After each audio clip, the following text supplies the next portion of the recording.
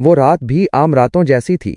Emergency ward का शोर, ambulance की सायरन, खून में लथपथ जिस्म और डॉक्टर एहसन का चेहरा जिस पर थकन ने कई दिनों से डेरा डाल रखा था। एहसन, एक इमरजेंसी मेडिसिन स्पेशलिस्ट, हर रोज मौत को आंखों में आंखें डालकर देखता। जिंदगी बचाना उसका मिशन था, लेकिन वो भूल गया था कि अपनी जिंदगी बचाना भी एक फर्ज होता है।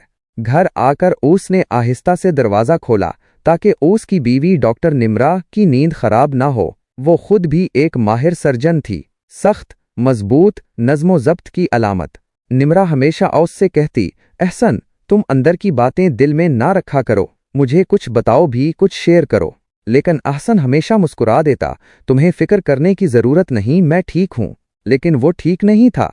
हर रोज जब वो मरीजों को मरते देखता, जब वो खून से लथपथ बच्चों को मां की गोद में वापस ना दे पाता, जब वो कुछ न कर सकने पर खुद को कोसता, तो एक जख्म उसके अंदर और गहरा हो जाता।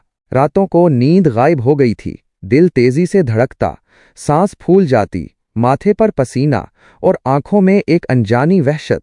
वो जानता था ये पैनिक अटैक्स हैं, ये एंजाइटी है, डिप्रेशन है, मगर वो मानने को तैयार नहीं था।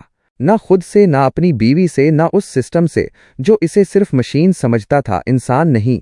उसे डर था, अगर उसने किसी साइकाइट्रिस्ट को दिखाया, कहीं रिपोर्ट हो गया तो लाइसेंस कैंसिल हो जाएगा। क्या निम्रा इसे कमजोर समझेगी? क्या वो उसे वही काबिले एतमाद शौहर और डॉक्टर समझेगी? नहीं, मैं ये रिस्क नहीं ले सकता, वो खुद से कहता। लेकिन औस के अंदर शोर बढ़ने लगा था। अब वो लोगों से कुतराता, कॉन्फ्रेंसेस छोड़ देता, मरीजों पर चढ़ने लगता। निम्रा ने नोट किया, लेकिन वो कुछ न बोली, क्योंकि वो जानती थी एहसन कुछ बताएगा ही नहीं।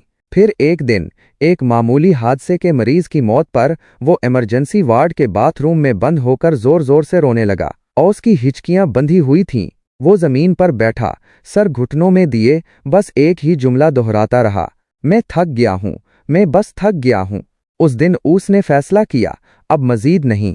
रात को वो घर आया, निम्रा जाग रही थी। औस ने नजरें झुकाईं और आहिस्ता से कहा, निम्रा, मुझे तुमसे बात करनी है, और शायद ये मेरी जिंदगी की सबसे कमजोर बात होगी। निम्रा ने खामोशी से औस का हाथ थाम लिया। औस ने कुछ नहीं पूछा, बस बैठकर सुना। औस की आंखों में नमी थी, लेकिन चेहरे पर वही मजबूती। अगले हफ्ते वो दोनों एक थेरेपिस्ट के क्लिनिक में बैठे थे। एक डॉक्टर और उसकी बीवी, दोनों इंसान, दोनों जख्मी, दोनों सच्चाई का सामना करने को तैयार। इख्तितामिया पैगाम, कभी कभी मुझे मदद चाहिए कहना सबसे बड़ा कदम होता है, और सबसे बहादुर भी। डॉक्टर्स मशीनें नहीं, इंसान होते हैं। वो दर्द समेटते हैं, मगर अक्सर उनके अपने जख्म छुपे रह जाते हैं, यहाँ तक